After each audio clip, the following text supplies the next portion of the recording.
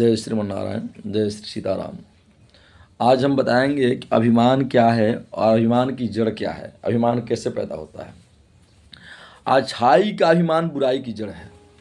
हम अपने को बहुत अच्छा मान लें, अपने को बहुत श्रेष्ठ मान लें तो अभिमान ही आ गया, और अच्छाई के अभिमान ही बुराई की जड़ है। स्वार्थ और अभिमान का त्याग करने से साधुता आती है। साधुता कैसे आती है? टीका लगाने से, चंदन लगाने से, माला पहनने से नहीं आती है, ठीक, दाढ़ी बनाने से नहीं आती है। आपके अंदर स्वार्थ जो है ना, स्वार्थ और अभिमान का त्याग कर दीजिए। जिसके अंदर स्वार्थ और अभिमान जिसने त्याग कर दिया है वही साधु हो गया है, और उसके अंदर साधुता आ जाती है। और आप अपनी इच्छाई का जितना अभिमान करोगे उतना ही बुराई पैदा होगी।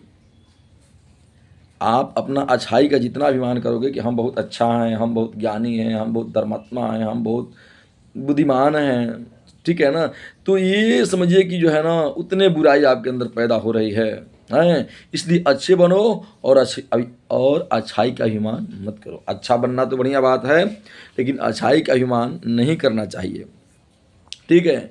ज्ञान मुक्त करता है, पर ज्ञान का अभिमान नरक में ले जाता है।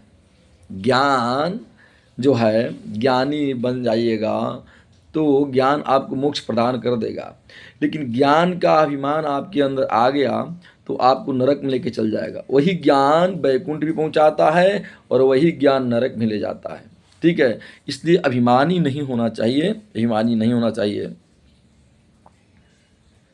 सभी कहा, ये रामसुखदास जी का कहा नाम है, मेरा कहा नाम नहीं है। स्वामी रामसुखदास जी को आप लोग जानते होंगे, बहुत महान संत थे, बहुत महान संत, परमात्मा को जो है ना बिल्कुल प्राप्ति किए थे रामसुखदास जी महाराज।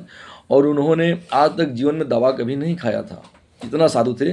उनका ये वचन है, ठीक है, उनका ये मैं कहा हुआ मैं बोल रहा हूँ, ठीक है। सांसारिक वस्तु के मिलने पर तो अभिमान आ सकता है, पर भगवान के मिलने पर अभिमान आ सकता ही नहीं। सांसारिक वस्तु अगर आपको मिल जाए, धन, हाथी, घोड़ा, वैभव, मान, सम्मान, प्रतिष्ठा, तो आपको अभिमान हो सकता है। लेकिन भगवान अगर हृदय में आ गए, आपके अंदर दया आ गया, भाव आ गया, तो वहाँ अभिमान टिक नहीं सकता है। अभिमान का सर्वथा नाश हो जाता है। जहाँ जाति का अभिमान होता है वहाँ भक्ति होना बड़ी कठिन है। जाति का भी अभिमान नहीं करना चाहिए, ठीक है, क्योंकि भक्ति स्वयं से होती है, शरीर से नहीं। शरीर से नहीं, भक्ति स्वयं आत्मा से होती है ना, आपके मन से होती है ना, शरीर से नहीं होती है। परंतु जाति शरीर की होती है, स्वयं की नहीं होती है। तो जाति भी होती है तो जाति शरीर की होती है। इस जीवात्मा का कोई जात नहीं है। इस जीवात्मा जो है ना, हम लोग परमात्मा के अंश हैं, इसलिए इसका कोई जात नहीं होता है। जय श्रीमन नारायण, जय श्रीमन नारायण। और आगे आपको बताएंगे।